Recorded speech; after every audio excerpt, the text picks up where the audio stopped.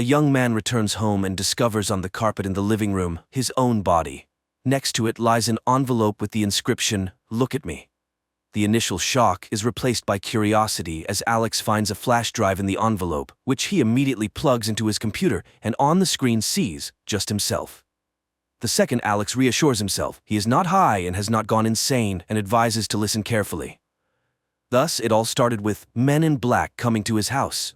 Rebecca, an employee of a private scientific research institute of advanced technologies which cooperates with the National Security Agency of the USA, has a very tempting offer for Alex. But first, Alex must sign non-disclosure agreement, for which Rebecca offers a check for a substantial amount.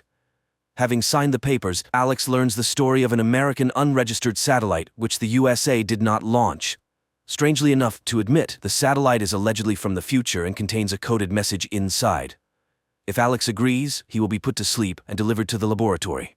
The institute knows that he is practically bankrupt and lives in a house inherited from his parents. To prove the seriousness of her intentions, Rebecca immediately transfers a large sum to Alex's account, which convinces him to sign the documents. The next day, he is put in a car, given an injection, after which he falls asleep and only comes to his senses in a closed, secret place. Rebecca shows him the laboratory where the satellite is already located. And the guy starts solving the task. 5 weeks pass, but there are no results yet. Rebecca suggests Alex take a day off, but the guy does not need it. One day he is visited by a vision in which a young woman decodes the same task. After that, Alex bleeds from his nose. Later he finds the name of this woman written on the frame of the bed. Soon, Alex manages to decrypt part of the code, which contains drawings of an unknown device. Rebecca announces the end of his work and informs him that he will be taken home. Alex comes to his senses at home late at night. He feels ill, which he attributes to fatigue and stress. But after a few days, the malaise intensified, and he began to be haunted by persistent hallucinations. And one day, 2 strange-looking men appear on the threshold of his house, wanting to know why he agreed to decrypt the code. Alex does not understand because decryption is just his job, which pays well. The men continue to press Alex with questions about morality. Don't the consequences of his work bother him, since the device to be created from the decrypted drawings will be the most powerful weapon in the world? Alex's head starts to hurt, and he asks the men to leave. They thank him for the answers and leave. Alex immediately feels better and sits down at the computer, but at that moment, a call comes from Rebecca, reminding him of the signed non-disclosure agreements. An indignant Alex realizes that the institute is watching him, and when he again sits down at the computer in his house, the lights go out. Alex goes outside and suddenly sees one of the 2 men who came to him with questions on the opposite side of the street, but the man's body starts growing before his eyes. Frightened, Alex runs home and looks out the window to see the giant's hand reaching for his window. Alex extends his hand to meet it, and morning comes. Rebecca, who has arrived, finds Alex at work. He tries to explain that humanity lives in 2-dimensional space, and his recent guests are a highly developed civilization that exists not only in space but also in time. They can be in this room but earlier or later, and they can watch what is happening through some kind of window in time. Alex tries to convey to Rebecca the danger of the device they are building, which can start World War III. Then the woman informs him that she knows about his illness, a brain tumor. The guy blames the institute, which placed him in a room with a radioactive satellite, causing a tumor to develop in his brain, and insists on stopping the construction of the device. Alex, in the present, pulls his dead body out of the house and buries it in the forest, then returns to the computer and continues to listen to the story from his future self. Alex, in the future, regrets that they did not want to listen to him because he understood that something ominous was coming. Then he remembers the woman. She is cryptographer. Alex finds her address, but Beth refuses to talk to him. Alex shouts that he is dying. He has 6 months left. After that, Beth opens the doors and informs that she has 2 years left. She also realized that it was a weapon, and the drawing supposedly came from the future. There is another person, Schieferman, who communicates with her through the computer and sends her tasks, which she solves when she feels normal. Beth starts feeling unwell, so a man takes her to the bedroom, while he goes downstairs, where it seems like he sees the girl's life in the mirrors. There she is, saying goodbye to her beloved in military uniform. There his comrades inform her of terrible news, and there she is with a handful of pills in her hand, trying to leave this life. But then his attention is captured by a message from Schieferman appearing on the computer monitor. Alex responds, but Schieferman quickly realizes that it's not Beth and disconnects. The man then grabs a pack of printed papers with tasks previously given by Schieferman. In the morning, Beth finds him on her sofa, with the papers glued together. The guy points out to her that all this are pieces of a puzzle which, when assembled, can give an answer. Schieferman clearly doesn't work at the Institute. Alex asks Beth to help stop the creation of a death machine. The girl reports that she fell ill specifically after working with the satellite. She started having hallucinations and began thinking about a message from the future. What if it's possible to contact the sender? She began to hear the voices of the dead and one day heard her own voice. She also saw aliens, though she doesn't believe in them, and asks Alex to leave. Alex goes home, where people in black are waiting for him. Rebecca orders him not to meet with Beth anymore and urges him to use the remaining time wisely. Angered, the guy sends the guests to hell and upon entering the house discovers that all his papers with conclusions have disappeared. Meanwhile, Beth sees a bright light at her house, which makes her feel sick. The woman screams in fear and tries to hide. Alex tries to drown his thoughts in alcohol when a message from Schieferman arrives on his computer. The guy is sure that Rebecca is hiding behind this nickname, but the interlocutor denies it. At that moment, the doorbell rings. Beth is on the threshold. It turns out that Schieferman directed Beth here and sent her the blueprints of a device capable of destroying the technology from the future. The couple begins developing a virus capable of destroying the machine being created from the blueprints they decrypted through the computer. But the next morning, Rebecca bursts into Alex's house. Representatives of the Institute know about their work and are already on their way there.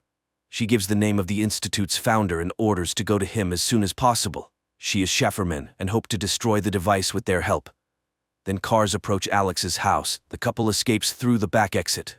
Rebecca is caught, given an injection, and thrown into a car. Meanwhile, all the gas burners in the kitchen are opened. In the evening, Alex and Beth arrive at scientist Miles, who immediately recognizes both of them, as he has always followed their work. The thing is, this satellite was not the only one. There was another, which orbited Earth for about 400 years. Apparently, unknown beings from the future were waiting for Earthlings to grow up, fly into space, and be able to decrypt their message. The ancient satellite also contained blueprints of a machine whose purpose was to limit the evolution of humanity within the third dimension. But when Miles announced his discovery, he was laughed at. He also developed a tumor, luckily not fatal. He is sure that aliens are capable of existing in several dimensions. They do not perceive time in a linear form as humans do. And the second device, which is now being created at the Institute, will likely provide them access to the human dimension. So far, they are like watching a videotape where humans are movie characters. With the help of the first device, they can watch this movie but cannot change what is happening. But the second will allow changing the existing reality. Miles is just beginning to understand the essence of this process, but cannot explain everything completely. After all, even the appearance of the aliens is formed by the human brain itself. And by the way, he has been in contact with a huge alien visible only to him, living in his garden for more than 30 years. Miles constantly looks at it, causing his brain to adapt and begin to see the true appearance of the humanoid. But his guests see no one. Miles is sure that the tumor in their heads is the aliens' help so that people could perceive their reality. Alex suggests simply smashing the device with a hammer, but where is the guarantee that they will not restore it in the Institute? So all data on the server needs to be erased, although no one even knows the location of the Institute. But Miles reminds that he is one of its founders, and he pulls out a map with a detailed plan of the Institute. At that moment, a loud bang is heard at the door. The couple runs away, while Miles tries to calm down the raging alien. Alex and Beth hit the road and soon find the Institute's building, where they open a hatch through which they sneak inside. There they separate to increase the chances of finding the laboratory. Alex witnesses the strange behavior of a guard who constantly returns backward and realizes that time inside the Institute is looped. Beth also falls into this loop. Realizing the futility of her attempts to go further, the girl activates the bomb. But because of the time loop, she is unable to leave the dangerous place. Alex goes into a dark room and tries to carry the bomb further when he is overtaken by an alien and literally disintegrates the man into small particles. A minute later, Alex finds himself tied to a table. Opposite him sits a humanoid. Alex thinks he has died, but the alien denies his belief. They are simply curious about the human appearance and their experience of time. Linear time for aliens is incomprehensible and tedious, a labor-intensive cycle of empty beliefs. Humans are like in a trap, forced to constantly go through the same thing. Aliens, on the other hand, exist outside of time and space. They are in every moment. Therefore, causal connection and sequence of actions for them is a mystery. What will happen if a human no longer has to wait for something? Alex realizes humans will become similar to the appearance of aliens, but the familiar personality, the ego, dies in the moment. The alien is surprised. Death is natural, but man hides and distances himself from it. Time determines everything for a human. It is both a giver and a thief. A human sees the world as he imagined it, and what will happen when the source of projection disappears. Even with the eternity of self-analysis, man will not understand the difference between reality and illusion. With each newly born, a new reality comes. Therefore, a person always stands before choice. Alex feels very bad. And then the alien offers to return to the moment before the guy got sick, with the information he now has. Alex decides that he would not have gone to work at the institute and would have stopped all this. The alien is surprised. Why would he change his behavior if he's not able to change the situation? And then Alex admits, people do not choose what will happen. The humanoid insists, will his return to the past make a difference? Can something change? And immediately, the guy finds himself in his home, in front of the computer. He records this flash drive, realizing that nothing can be changed. The world may disappear tomorrow, but this is not news. Everything has already happened. Everything ended before it began. He puts the flash drive in an envelope and falls to the floor. The last words on the flash drive are about Alex in the past, warning Beth, and he drives to the girl's house, while Alex from the future, in his last words, asks to forget about everything and live on. Quite an interesting movie that makes you think, what if the concept of time really does not exist, and we live only here and now in one single moment? Who made us believe that there is a past and a future? And is it true that a person does foolish things, not thinking about how his thoughts and actions change his own future? Friends, write your opinion in the comments.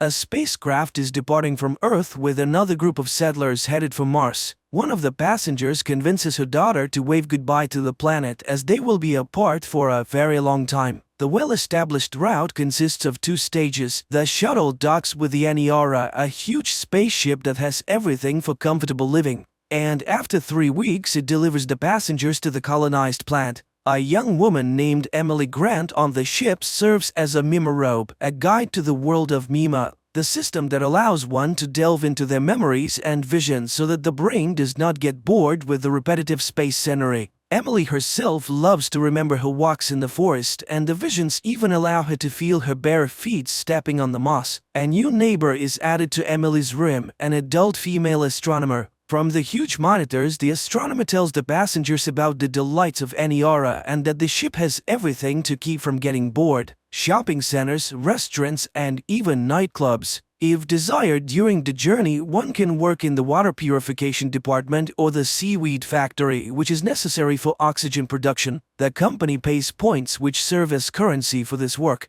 Emily gathers another group for Mima sessions. In the visualization room, there is silence as the Mimarobe lays people down on the floor, face down on a special pillow, and launches the system. The glowing screen shimmers with different colors, not showing any pictures. But if the Mimarobe needs to know the visions of a specific visitor, she uses a special remote control. Suddenly, an emergency situation occurs on the ship, and the whole group slides to the corner of the room. The passengers exit their cabins in panic to find out what happened. They gather in a large hall where the captain is supposed to make a live broadcast. After gathering his strength, the man makes an announcement. There has been a system failure on the Aniara, and the ship has lost all fuel and drifted off course. The crew believes that it's not a big deal and that by using the gravity of celestial bodies, they will be able to return to Earth. However, the journey will now take a little over 2 years instead of the promised 3 weeks. The outraged passengers disagree with this plan, worrying about their plans without even realizing what lies ahead. Austerity measures are introduced on the ship, but the crew realizes that the supplies will not be enough in any case. At best, there is only enough food for a couple of months. One of the crew members suggests growing algae more actively, which will help them survive. The first 3 weeks of confinement in space pass. The people still don't lose their optimism, but they're already starting to get bored. The Mima becomes the most popular hole as everyone wants to see more than just the infinite universe outside the window, and Emily can't handle it, so she asks the captain for help. In addition, the girl is going through a personal drama, hoping to resume her relationship with one of the crew members, Isabel. Emily asks her neighbor how long it would take to reach the nearest celestial body so that the ship can turn around. The woman initially avoids answering, but then admits that in her opinion all of this is hopeless. There are no points that could help them. The crew just doesn't know how to tell the passengers about it. After hearing this, the Mimirobe has a panic attack and runs to her hole to immerse herself in memories of Earth, and also to drink in secret so that the commander would know. That journey has been going on for 3 years already. The people have settled into life on the ship, having come to terms with the length of the flight. Emily goes to a party where she meets Daisy and they decide to alleviate their loneliness together. When the couple retreats to a corridor, Isabel walks by and gives Daisy a cold glance, making it impossible for her to relax. There aren't enough people on the ship to work with the algae and water purification systems. Even young passengers are now being recruited, but the systems can't keep up, and all the drinks have an unpleasant sulfide smell. Strange things also start happening in the ship's hull as the system malfunctions, and Mima, using human language, begs to stop as it can no longer handle passing through people's memories. One of the people lying on the floor starts thrashing around in hysteria, and when Emily connects her remote to him, she sees very unpleasant images in his head. The Mimirobe turns to the ship's captain, asking him to let the system rest, but he believes that this is the passenger's only outlet and denies her request. Furthermore, he reprimands the girl for driving customers out of the session. During the next session, Mima repeats its words, and at some point the laser screen begins to crumble, finally stopping the system's operation. The customers are dissatisfied and blame the Mimirobe entirely. The people gather at the door to the hole to hold a memorial for Nima, and the management accuses Emily of what happened. They catch the girl and punish her severely, after which they imprison her along with Isabel, who tried to defend her friend before the management. On the ship, a series of nervous breakdowns with fatal consequences begins, and the commander has no choice but to release everyone who is under guard to take up workstations. Dead bodies are sent into open space as the ship is not equipped to store them. Isabel is sent to work in the logistics department, and Emily returns to teaching, this time with the task of educating the children on board, focusing on space sciences that could help them with their return. During their time in confinement, the Mimirobe and Isabel developed a relationship, so they move in together once they're free. Communities and groups emerge on the ship, each praying in their own way for a return and rescue. At one of the gatherings of a cult-like group, they invite the girls, as Emily was associated with Mima. In a dark room, the friends first become witnesses and then participants in love games, after which Isabel becomes pregnant. The girl falls into depression, fearing that her indulgence will bring another hostage into the situation, but Emily supports her with all her might. She even plans to make a light screen that would replace the dark picture outside the window with earthly landscapes, but the captain forbids wasting resources on such foolishness. The couple has a healthy boy who grows very quickly, but Isabel can't shake the feeling that she shouldn't have done it. While bathing with his son in the pool, she almost commits a terrible act, but fortunately she's distracted by a message from the captain, who urgently invites his former assistant to a meeting. It becomes revealed that after 6 years of travel, a flying machine has finally been detected, and a meeting with it will take place in about a year. Isabel measures the approximate size of the object and understands that it is unlikely to be a rescue ship, but everyone hopes that they will be able to obtain fuel from it to return to their route. Emily comes to the team to be with her girlfriend at such an important moment. The captain joyfully announces the discovery to the passengers, hoping to boost their morale, which he manages to do. To celebrate the occasion, a party is held on the ship, complete with drinks and leftover delicious food. As usual, the commander tries to present himself in the best light by claiming credit for the team's achievements. Throughout the year, everyone diligently trains to release probes and dock, and by the appointed time, everyone is fully prepared for the operation. The docking operation goes perfectly, and the giant space probe is placed in the ship's cargo hold for examination to determine if it contains any fuel and how radioactive it has become during its time in space. The son of Emily and Isabel is growing up, and the couple now has hope that he will see Earth. Due to a lack of peers, the boy is not developing well and hardly speaks. It is not possible to determine the chemical composition of the object because the study methods on the ship are outdated, but work is constantly being done. The captain declares that he does not consider it a mistake to give people hope, as it has brought stability to many. The roommate of Emily gets drunk at the bar and becomes too candid, causing panic to break out on the ship again. The captain takes notice of this and gets rid of the troublemaker at the first opportunity, even sending her body into open space but allowing for a memorial service for Emily. After taking an exhilarating pill, Emily goes to the bar where she meets Daisy and his friends again. The group has a fun time, but another accident occurs on the ship. An unknown object explodes and damages the equipment. Those who were working on the probe in the cargo hold at the time are lost forever. Upon inspection of the damage, the captain orders them to be disposed of while saving any useful clothing. Meanwhile, the Mimorobe returns home and asks Isabel for forgiveness, and it seems that everything is returning to a peaceful state. However, during the conversation, Emily realizes that her friend has developed mental disorders. After putting her son to bed, Emily shares her achievements at work with Isabel. The two women have a nice chat, and Emily is not worried about anything. Wishing her friend a good night, Emily leaves to finally connect the light screen she has long dreamed of creating. Everything works perfectly, and the remaining passengers on the ship marvel at the earthly landscapes with waterfalls and forests outside the window. As she listens to the words of gratitude, Emily plans to create new pictures. Emily runs to her cabin to hear the opinion of her family. She opens the door with the key, but it doesn't budge. Emily tries to fix the lock several times, but then realizes that something is blocking it from the inside. With effort, she finds a belt from a rope on the door handle, and Isabel is nearby. Coming to her senses a few seconds later, Emily runs to her son's room, but there she's met with a terrible sight. It's the 10th year of the journey. The captain gathers the few remaining passengers in the main hall and presents Emily with an award for creating the light screen. As she receives the medal from the commander, the young woman notices traces of a nervous breakdown on his wrist. Giving a speech, the captain tries to appear heroic in this situation and suggested they should be proud that they have gone farther than anyone has gone before.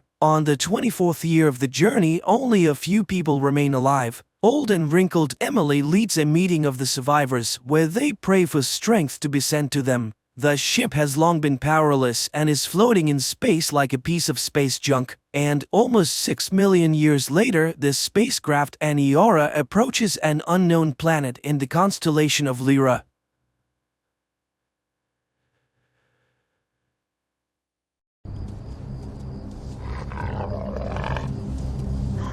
In the first scenes of the film, a woman is driving a car on a night highway. Suddenly, an unknown woman's voice speaking Russian comes from the radio. Joe translates for her daughter Alice, explaining that the woman believes the world has turned upside down. A police car appears behind them, and an unknown device lying next to Joe starts blinking alarmingly, but the police car drives past. Soon the pair arrives at a small house. Joe starts a fire and puts the child to bed. She then goes outside to check the device left in the car, but hears her daughter scream and rushes back inside. However, Alice is asleep. Joe runs outside again, hears her daughter scream again, and runs off into the night. 5 weeks earlier, Joe is floating weightlessly as part of a group of astronauts on the International Space Station. She only sees her daughter and husband Magnus via video calls, and she conducts her next session from the cold nuclear fusion laboratory where Mission Commander Paul is working. He adjusts the equipment according to instructions from scientist Henry Calder on Earth. The scientists are searching for a new state of matter, but no one knows what it is. Suddenly, something crashes into the space station. Communication with Earth is lost, and a fire breaks out. Additionally, the commander's hand is trapped, and one of the Soyuz ships is severely damaged. Roscosmos takes charge of the repairs while the mission's doctor amputates Paul's hand. Henry insists they must save the capsule containing the cold fusion experiment results. Meanwhile, Joe goes into open space to inspect the crash site, unaware that Paul's heart has stopped. Suddenly, video contact with Joe is lost, and the center can only hear her communications. She then sees the cause of the accident: a desiccated body of a female astronaut in an orange suit labeled USSR. Joe tries to catch it, but the space mummy floats away. Joe reports everything to her colleague, and Irina, the head of Roscosmos, hears it on Earth. Learning of the commander's death, the center orders 3 mission members to return to Earth on Soyuz 2, while Joe repairs Soyuz 1 and returns on it. An emergency mode is set in the ship. Joe sketches the body she saw, sends it to the center, and begins repairs. Meanwhile, Irina tells Henry she ordered his equipment to be left on the station, as it may have caused the accident. Henry argues that this experiment could change humanity's life and must be brought back. The returning Soyuz 2 astronauts are greeted on Earth. Joe is asked to retrieve the capsule with the experiment results, after which communication is lost.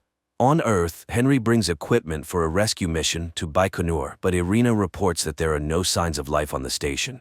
Joe is alive and continues repairing the equipment, resting in the shuttle where Paul's body lies. Later, she records a message for her family, but unexpectedly hears a man's voice telling her not to breathe.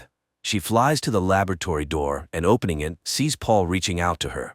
Joe shakes his hand, realizing it's the commander's severed limb. Meanwhile, on Earth, Henry pulls strings to send a rescue mission to the station, avoiding questions about his twin brother. At this time, his twin brother Pat Calder is on vacation on a cruise ship, answering a journalist's questions about his spaceflight and snapping at her for confusing him with his brother. Joe restores the power supply of Soyuz 1 and returns for the cold fusion capsule. She records a final message to her family and launches the shuttle. Unexpectedly, the automatic detachment doesn't work. It must be done manually from inside the station. Joe, in desperation, punches the console as a shadow approaches the inner control panel and the system activates. The shuttle heads to Earth, where Joe is presumed dead.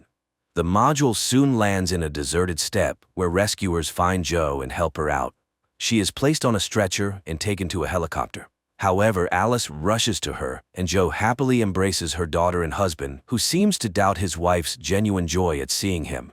Henry retrieves the capsule, and Joe is taken to the helicopter where her family is already seated. But suddenly, Joe finds herself alone in an empty vehicle.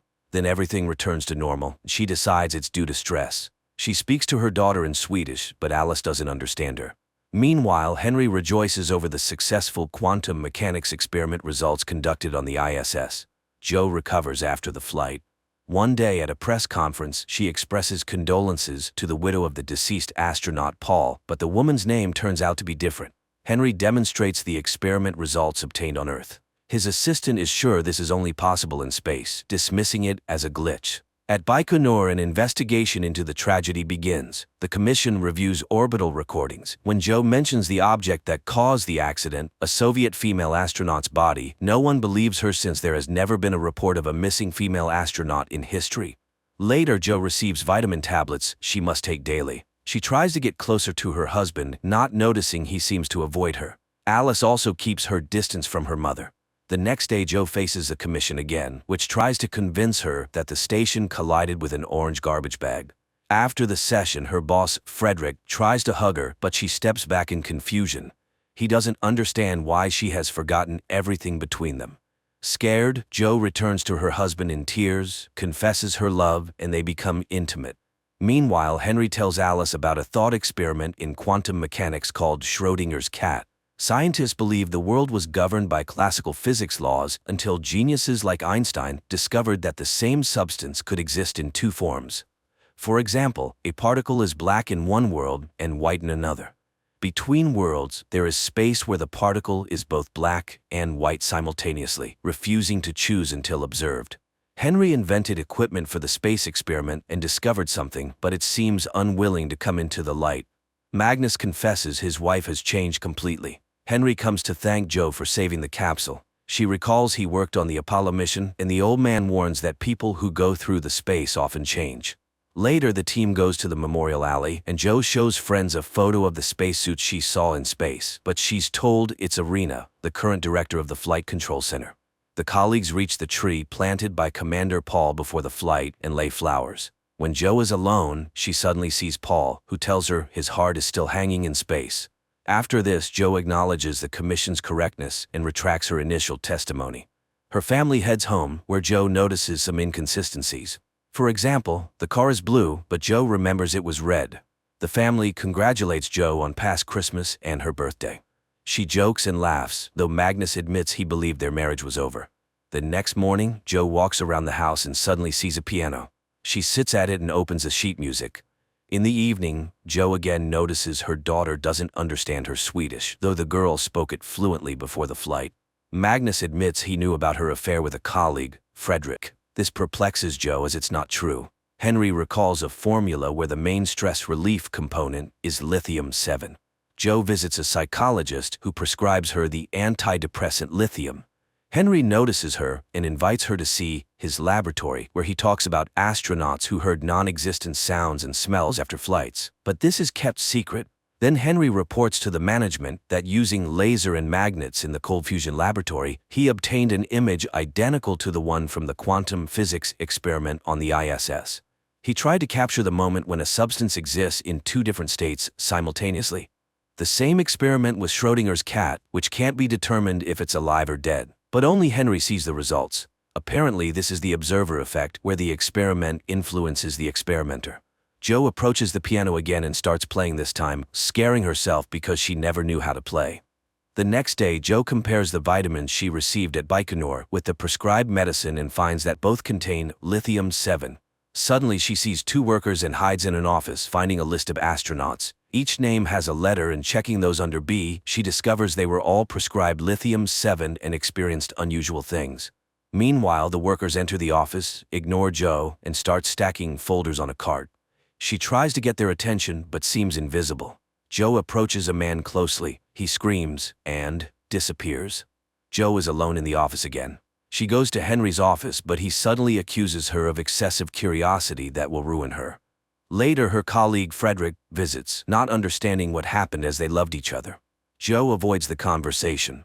At home, Joe finds a package with tapes on the table. It turns out the Marine Observatory workers, unlike the Flight Control Center, heard her calls from space and recorded them, now sending them to her.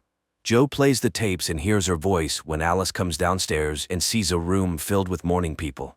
Live astronaut Paul with his family, and Joe's portrait in a mourning frame at the center. She screams, but her father carries Alice upstairs, where his wife admits all her pills are neuroleptics, meaning she's been intentionally habituated to them. She believes she was heard but deliberately left to die in space. Magnus grabs the phone to have her taken for treatment, but Joe pushes him and he falls, hitting the floor. Joe pulls herself together, calls an ambulance, and asks Alice to get in the car.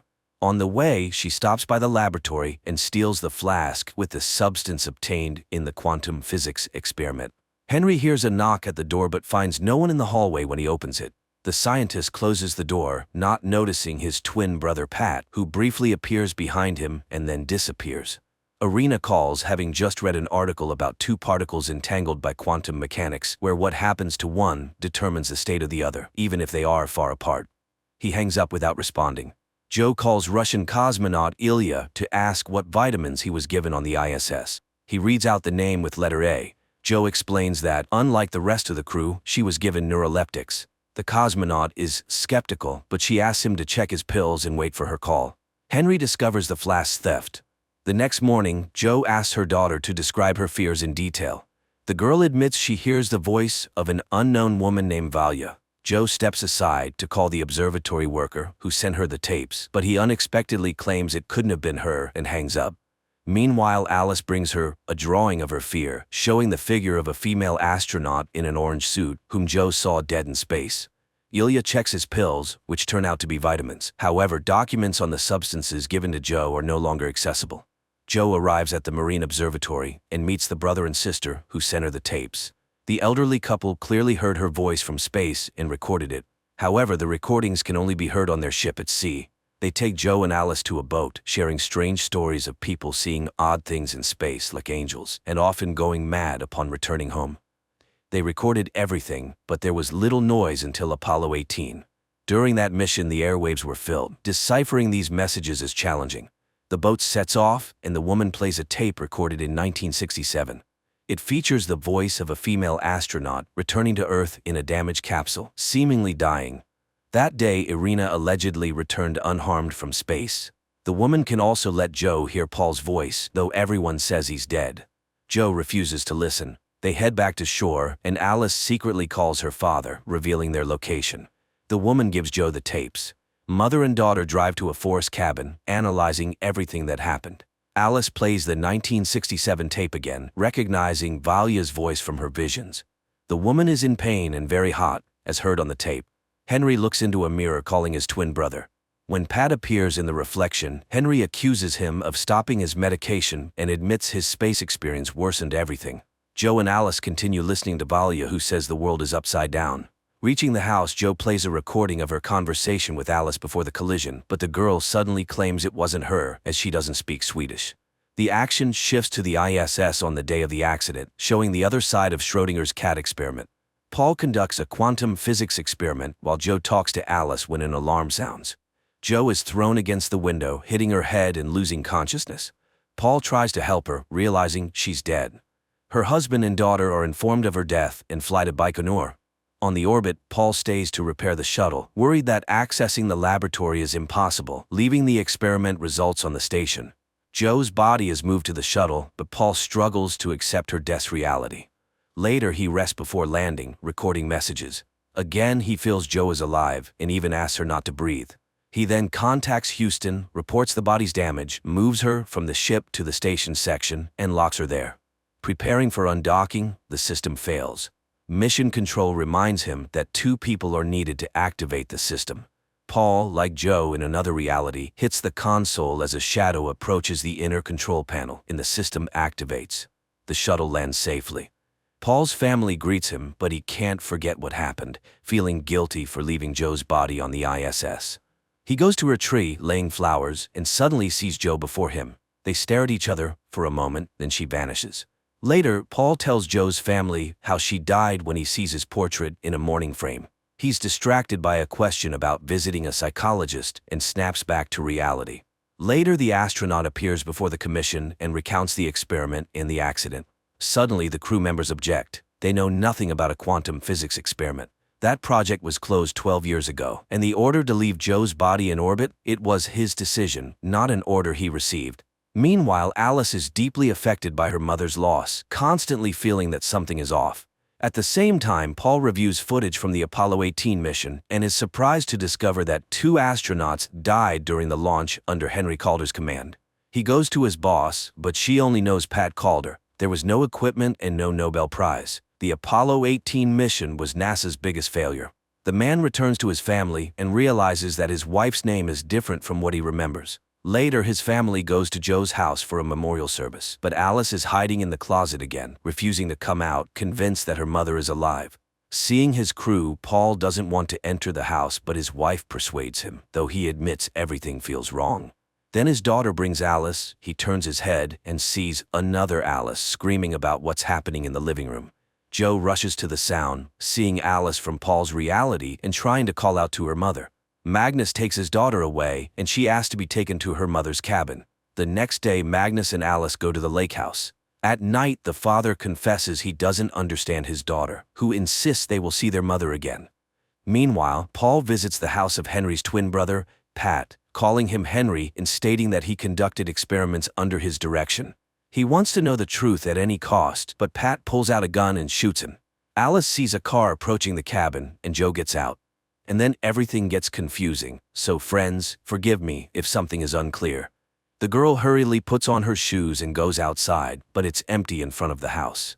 She calls for her mother, and Joe, in another reality, from the beginning of the film, turns at her voice but doesn't see her daughter. Alice returns to the house, puts on a coat, and goes out into the night with a flashlight. Joe distinctly hears footsteps passing by, but sees no one. They wander around the same place, shouting, hearing voices, but not seeing each other. In her reality, Joe and Alice sit in the cabin, listening to space recordings again. The girl admits her memories are different. Firstly, she doesn't speak Swedish. Also, her mother said Paul conducts experiments in the lab. The problem is the mother remembers nothing about this lab. She explains that the merging of 2 different realities is the result of a quantum experiment aiming to capture superposition, the moment when one thing exists in different places simultaneously. The girl suddenly confesses she feels Joe isn't her mother. Meanwhile, in another world, Magnus, accompanied by Henry and the police, heads to the lake house to retrieve Alice. Joe, stepping out to check the device, hears Alice's scream from the snowy field again. But her Alice is sleeping in the cabin. Joe runs outside again, heading towards the scream. At this time, parallel Alice finds a similar cabin, but it's cold and empty. Despite the building's similarities, the girl finds many discrepancies. For example, the picture on the wall is different.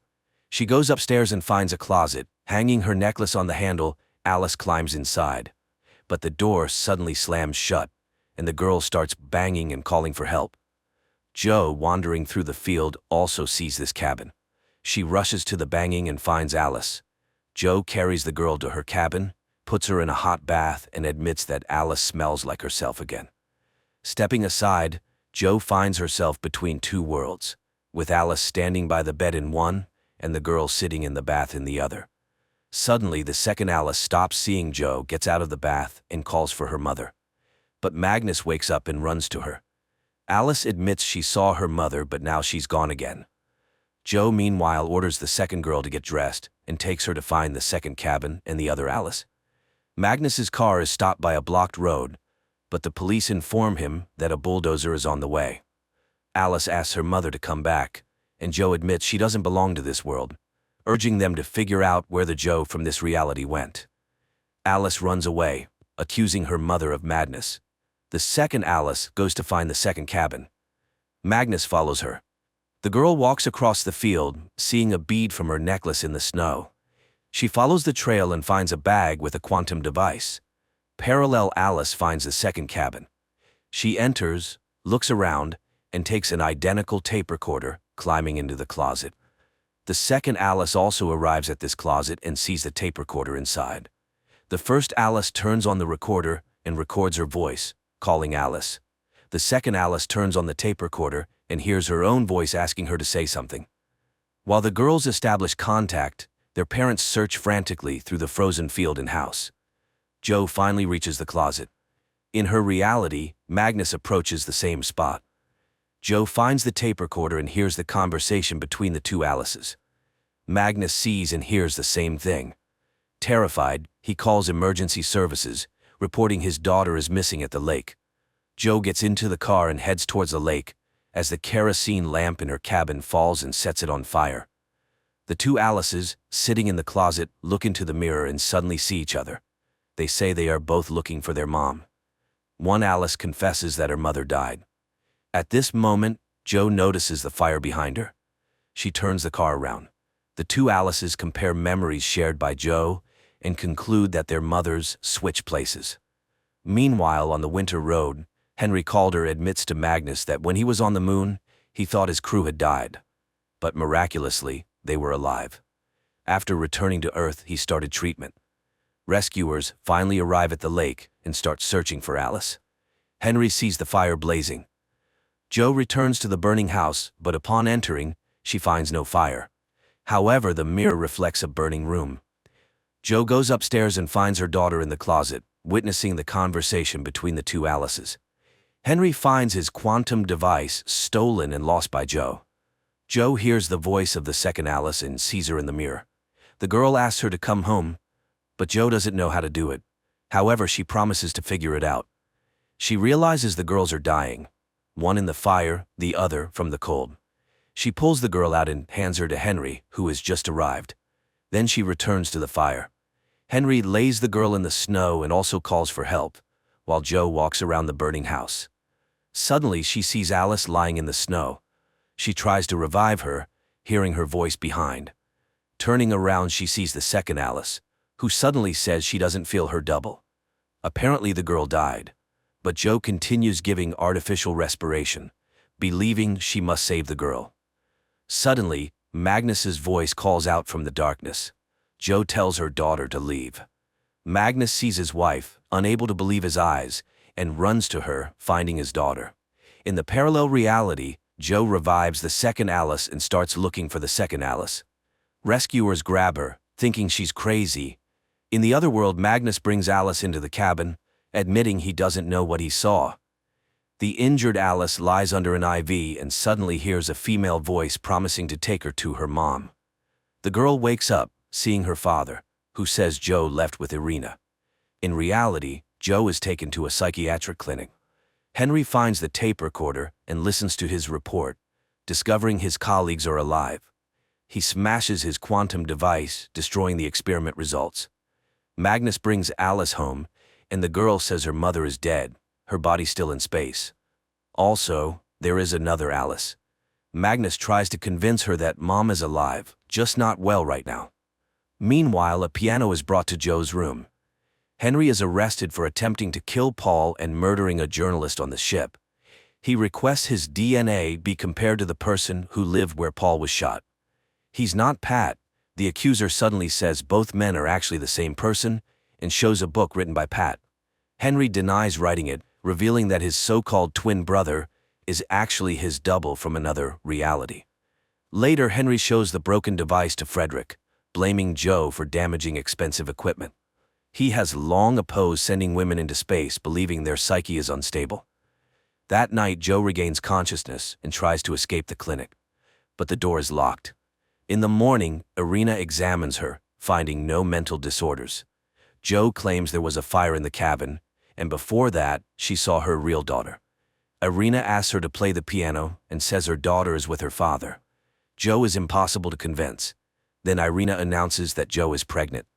They couldn't give her lithium, as they never prescribe it to pregnant women, so they developed special vitamins for her, which Irina asks her to take. Joe is horrified and refuses. She can't have this child, because then she won't be able to return to her real life. Irina says there's another patient like her in the next room, but she won't be able to see him. Joe suddenly recognizes her as the dried-up mummy in space. She screams the words she heard on the recording, but Irina runs away. She calls Henry and asks for a meeting. Pat Calder is interrogated with a lie detector, denying shooting Paul, though he invented the machine that could cause an accident in space. Joe sits at the piano, but Ilya comes to her. She's very happy to see him, asking him to find out where Henry Calder is, but he suddenly starts convincing her that Joe is experiencing astronaut burnout, which fortunately is treatable. Joe repeats that the ISS collided with Irina's body. In that reality, it wasn't Paul who died, but her. Ilya doesn't believe her, and she asks him to leave. He says goodbye and secretly slips a key to her door, signaling that the room is bugged. Magnus tells the doctor he also saw Joe in the dark. Parallel. Magnus says he wants to get closer to this new Joe. Irina meets with Henry. He recalls her flight when she returned alive and unharmed, but years later he learned that Irina died in a space accident. She convinces him they both survived such accidents but returned, though they always felt another person nearby. Henry suddenly declares he's not Henry. He disappeared and won't return. He's the person who won the Nobel Prize. That night, Joe escapes her room, goes to the next room, and sees two identical old men. She returns to her room. The next day, Paul's daughter discusses a strange feeling with Alice. The girl feels her father's presence.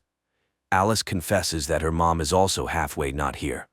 In the parallel reality, Paul's daughter is puzzled by her father's strange behavior, who went to see a crazy old man and got shot.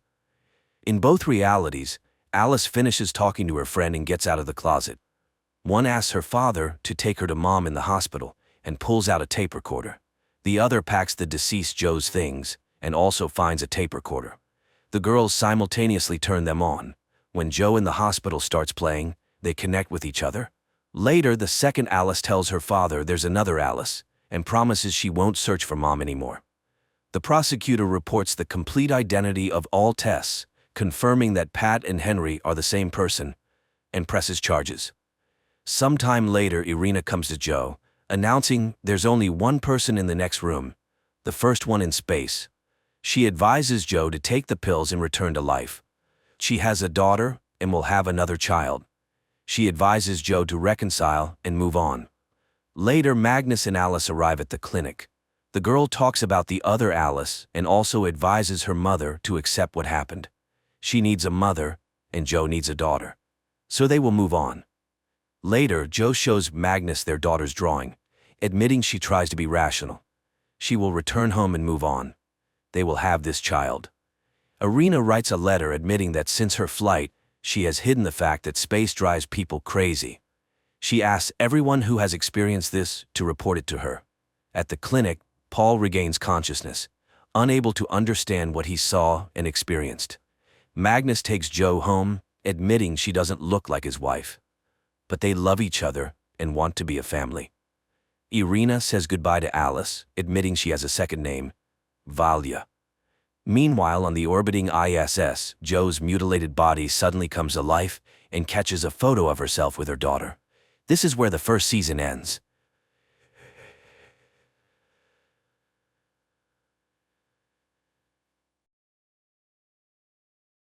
Hello everyone, today we'll be talking about a science fiction film called Crocodile Island. Be ready for some spoilers ahead. In the year of 1945, a couple of soldiers are flying home after winning the Second World War, but they quickly realize that something is wrong as they head inside the Bermuda Triangle. Very soon, all their equipments begin to malfunction as they see numerous giant creatures flying their way and crashing into their airplanes. The men are forced to jump out immediately and use their parachutes to break the fall just in time. When one of the soldiers finally makes it onto the island, he quickly realizes that they're not alone as he watches his friend. A massive crocodile jumps out from the water and devours the other pilot in a single bite, before leaving the soldiers stranded on the island that's filled by monsters. Many years later, a commercial airplane is also passing by the Bermuda Triangle, but the passengers are completely oblivious about the dangers that they're in. The main character, Hao, is a single father who's traveling along with his teenage daughter, Lin, and is obviously unhappy about her new boyfriend whose name is Chan. The father demands to know how long they have been together, but is only responded by resentment from his daughter, giving him no other choice but to stare at the boyfriend in anger. Before their argument continue, the entire plane begins to shake violently and causing all the passengers to panic in fear as they try to put on the oxygen masks. Things become even worse as the pilots realize that their equipments are failing, giving them no other choice but to slowly bring down the airplane towards the nearby island. Before the aircraft is able to reach the bottom, the people soon notice numerous gigantic birds flying their way and causing tremendous damage towards the engines. This causes the airplane to quickly drop towards the ocean, while the pilots try desperately to maintain control, but the aircraft is ripped open violently. The people are sucked outside by the pressure difference as Hao tries to make it towards his daughter, and eventually managing to secure himself onto the seat. The airplane crashes into the water as the entire vessel is drifting on the ocean, but the pilots quickly realize that something is wrong as they're heading directly towards the rocks. The aircraft slams into the island, which breaks the plane into pieces, while the passengers are tossed away like ragdolls, which causes everyone to pass out. When Hao eventually regains consciousness, he's able to rescue his daughter and bring her onto land, where they realize that only a handful of people were able to survive. The passengers quickly find out that they're stranded on the island, giving them no other choice but to gather all the resources that they can. However, the people quickly realize that there's barely any drinkable water left, and all their phones appear to have no signals in the area. Realizing that they're not going to last very long on the beach, Hao has decided to venture into the forest where he may find more resources for the people to survive. The main character goes into the jungle alongside his daughter's boyfriend Chan, and very soon they manage to locate a small building that's surrounded by trees. The people are able to find weapons inside the shed, and most importantly, they discovered a notebook that appears to be written by a soldier from the Second World War. Luckily, one of their traveling companion is a professor who knows English, but the man quickly finds out from the journal that the island is filled by giant monsters. This causes them to head back towards the beach immediately as they try to warn their friends about the danger that they're in. On the other side, a survivor called Fan begins fighting a woman for the only bottle of drinkable water in the area. Luckily, the man's despicable actions are quickly stopped by another person called Lee, who punches the aggressor right in the face. Their fight continues onto the water as a flight attendant tries to stop the violence while no one else offers to help. Lee's pregnant wife Gia sees this and tries to stop her husband, eventually managing to pull the man away from the conflict. Before their squabble continues, the people quickly realize that something is coming their way as the flight attendant is attacked by a crocodile inside the ocean. Everyone sees this and begins running away immediately, while numerous reptiles climb onto the beach and starts devouring the humans who are too slow to escape. When Hao eventually manages to return from the forest, the people are shocked to see that everyone has left the area and leaving nothing but footprints of the crocodiles behind. Hao thinks that their friends must be still alive, which causes them to chase after the survivors immediately. At the same time, the people are continuously being pursued by the animals who devours anyone that was left behind. The survivors are eventually split into groups as they escape towards different directions, and Lin is able to make it towards a clearing alongside the husband and his pregnant wife. Very soon, they're able to find fresh water, which allows the group to recover from thirst, but Lee begins hearing noises that are coming towards them from inside the forest. Luckily, the survivors quickly realize that it's only the main character and his group, which finally allows them to reunite once again. However, before they can celebrate, the father begins noticing vibrations within the area, causing all the people to freeze in fear as they hear the noises getting louder. What the survivors don't realize is that a giant crocodile was hiding right behind the rocks this whole time, and the creature begins to show itself as it towers over all the humans. The monster approaches the nearby victim while staring at the person in anger and causing the man's bladder to malfunction in front of everyone. The people watch helplessly as the human is swallowed by the giant creature and causing the survivors to run immediately as they try desperately to escape. The massive reptile charges furiously towards the people and jumping directly at the main character, but Hao manages to dodge the attack by the skin of his teeth. The monster quickly turns the attention towards a woman who's stuck between the rocks and devouring her into its massive jaws. The people are able to escape from the area just in time as they're able to lose the creature temporarily,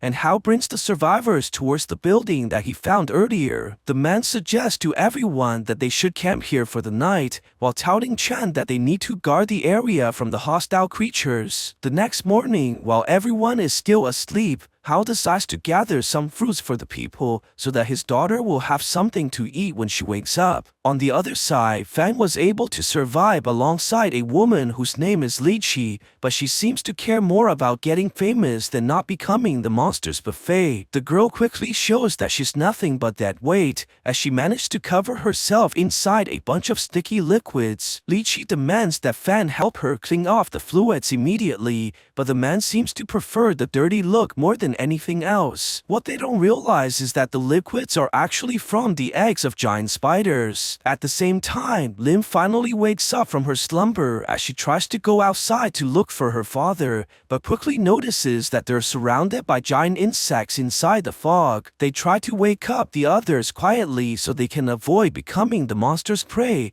and the people have no choice but to slowly walk out from the building while evading the creatures. However, their plan quickly fails when a survivor discovers a bunch of sticky liquids on his head and is immediately killed by the giant insect. The people sees this and realizes that the other monsters are moving towards them as well, which forces them to run away desperately as the creatures chase them closely behind. The commotion eventually alerts Hao, causing the man to rush back immediately after hearing the screams. The survivors continue running away from the giant spiders as they sprint across the forest, but they're quickly stopped by the massive creature who's about to devour its prey. The monster begins stabbing at the humans by using its giant legs, but luckily the professor is able to distract the creature and saving the people in the last moment. This causes the monster to chase after the man immediately as he lures the giant spider away from the others. Before the people can take a break, they quickly realize that more enemies are heading their way, forcing them to run deeper into the forest once again. The survivors try desperately to shake off the incoming enemies and eventually manages to lose the creatures while they hide inside the plants,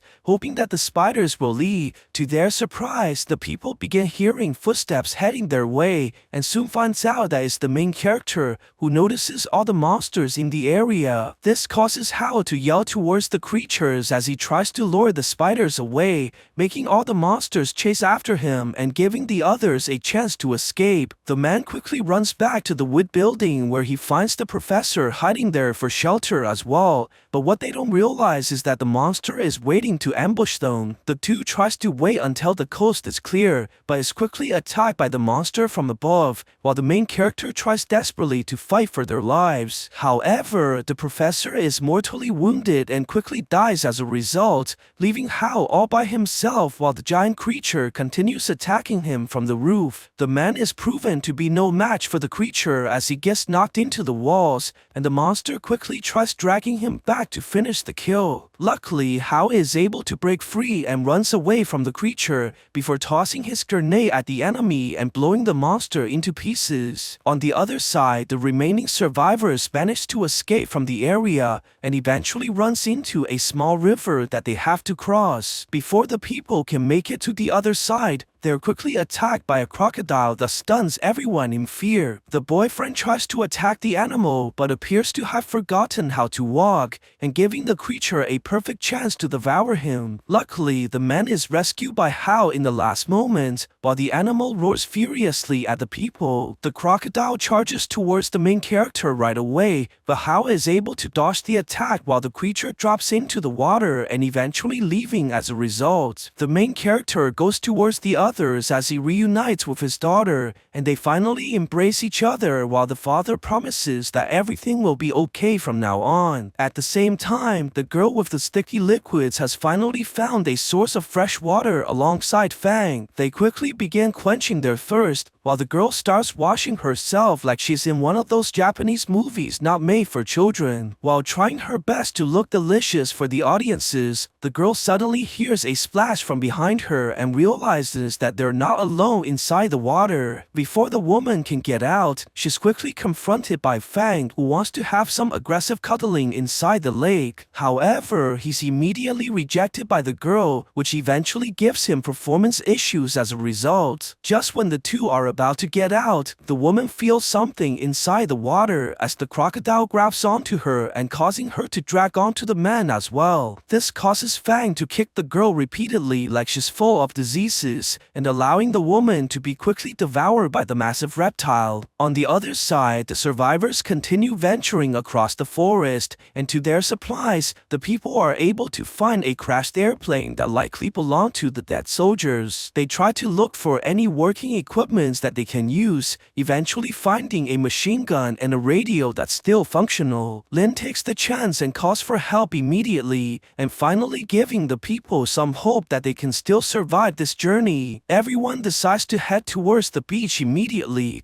but they quickly run into another survivor who turns out to be Fang. Although the people obviously don't trust the man, they have no choice but to let him tag along, as Hao warns Fang to stay away from his daughter. The group eventually makes it towards a large river that they have to cross once again, but the pregnant woman is not able to swim in her condition. The team is forced to help the wife build a simple raft, as Hao volunteers to swim across the water so that he can pull her across the river. The main character is eventually able to make it towards the other side, as all the survivors begin swimming across the water as well. Everything seems to be going according to plan, but Hao quickly realizes that something is terribly wrong as the giant crocodile appears onto the surface. The people begin to panic as they swim desperately for their lives, while the massive creature continues charging towards them. Lin is able to make it across with her boyfriend, while Fan begins swimming the other way, but the husband is still inside the water as he tries to push the wife across the river. Seeing that they have no chance to escape, the husband pushes the woman away as he sacrifices himself right in front of everyone and gets devoured by the giant creature. This causes Jia to scream in tears while the crocodile turns around to prey on the humans once again. Hao begins shooting the machine gun at the creature and giving the others